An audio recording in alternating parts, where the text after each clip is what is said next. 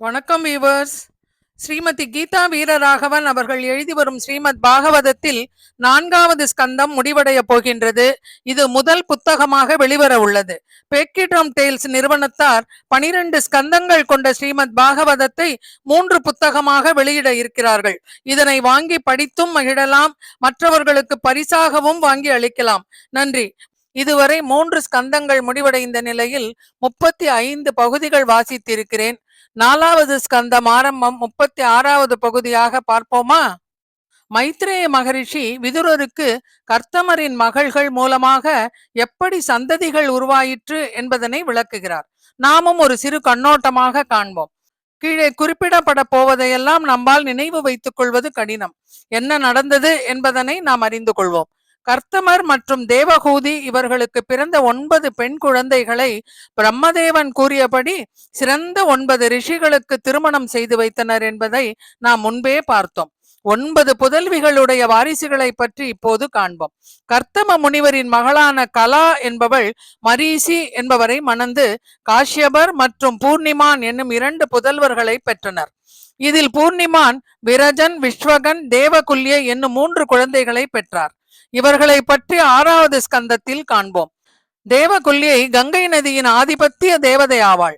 இந்த கங்கையானது தேவலோகத்திலிருந்து பூமிக்கு வந்து எல்லோராலும் புண்ணிய நதியாக கருதப்படுவாள். அதனை நாம் பின்பு காணலாம். இவள் பகவான் ஸ்ரீஹரியின் திருவடி தாமரைகளில் இருந்து தழுவி வருகிறாள். காஷ்யபராலேயே உலகத்தின் பல சிருஷ்டிகள் ஏற்பட்டது. இதனையும் பின்பு காண்போம்.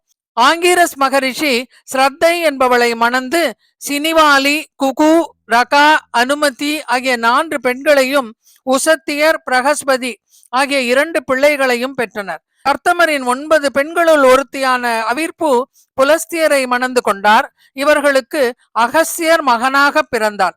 அதன் பின்னர் விஸ்வரஸ் பிறந்தார். விஸ்வரஸ் இலபிலா என்பவளை மணந்து கொண்டார். இவர்களுக்கு பிறந்தவர்தான் குபேரன்.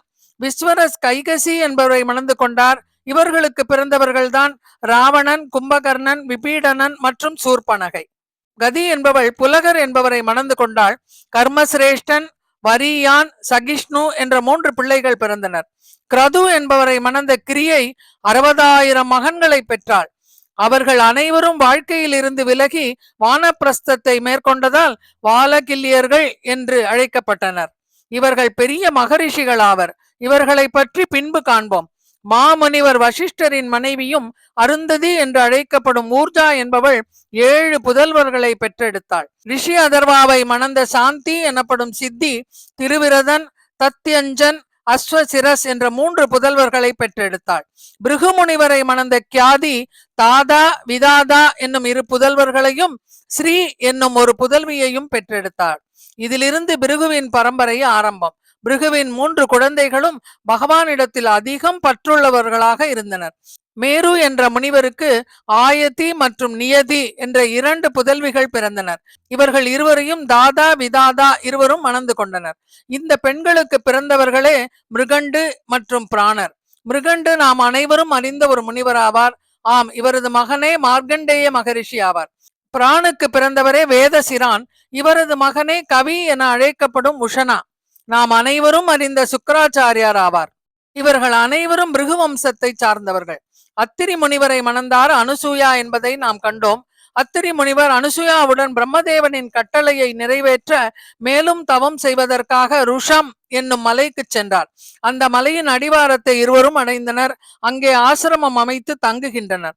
அங்கு அத்திரி முனிவர் யோக சுவாச பயிற்சியில் தன் மனதை செலுத்தி எல்லா பற்றுகளையும் மறுத்து வெறும் காற்றை மட்டுமே உண்டு ஒற்றை காலில் நின்று 100 வருடங்கள் தவம் செய்தார். அத்திரி முனிவர் பகவானை போன்று ஒரு மைந்தர் தமக்கு வேண்டும் என்று விருப்பப்பட்டார். இந்த இடத்தில் இவருக்கு உலகியல் தன்மையான இச்சை இருந்தது. இக்காரணம் தனக்கு ஒரு குழந்தை வேண்டும் என்று விரும்பினாலும் கூட அது உலகியல் தன்மையானதுதான். இவர் முழுமுதற் கடவுளே எனக்கு மகனாக பிறக்க வேண்டும் என்று வேண்டவில்லை. அவர் அப்படி விரும்பி இருந்தால் இந்த பௌதீக இச்சையிலிருந்து விடுதலை பெற்றிருப்பார். மாறாக முழுமுதற் கடவுள் போன்ற ஒரு மகனையே விரும்பினார். முனிவர் இவ்வாறு கடுமையான தவம் செய்து கொண்டிருக்கும் பொழுது அவர் செய்த பிராணாயாம பயிற்சியினால் அவரது சிரசில் இருந்து புறப்பட்ட அக்னியானது 3 உலகங்களையும் சுட்டெரித்தது. இதனை மும்மூர்த்திகளும் கண்டனர். பிராணாயாமத்தில் தோன்றும் நெருப்பானது மன நிறைவினை குறிப்பதாகும். இந்த நெருப்பினை பரமாத்மாவான விஷ்ணு உணர்ந்து கொண்டதனாலேயே பிரம்மதேவனும் சிவபெருமானும் உணர்ந்து கொண்டனர். அத்திரி முனிவர் தனது பிராணாயாமத்தால் பரமாத்மாவை அல்லது உலகத்து நாயகனை தியானித்தார். ஸ்ரீ பகவானுவாச்ச பகூனாம் ஜன்மனாமந்தே ஞானவான் மாம் பிரபத்யதே வாசுதேவ சர்வமிதி சமஹாத்மா சுதுர்லபக.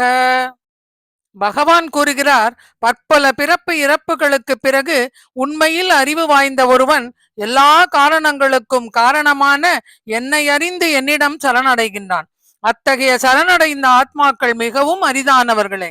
இங்கு இப்பதத்தில் வாசுதேவன் என குறிப்பிடப்பட்டுள்ளது. அதாவது பகவத்கீதையின் கூற்றுப்படி வாசுதேவனே உலகத்து நாயகனாவார். இப்படி தவம் செய்து கொண்டிருந்த அத்திரி முனிவரின் தவத்தினை காண மனமகிழ்ந்து யார் யார் பூலோகத்திற்கு வந்து அவருடைய ஆசிரமத்தை அடைந்தனர் என்பதனை பாகவதம் பகுதி 37 காண்போம்.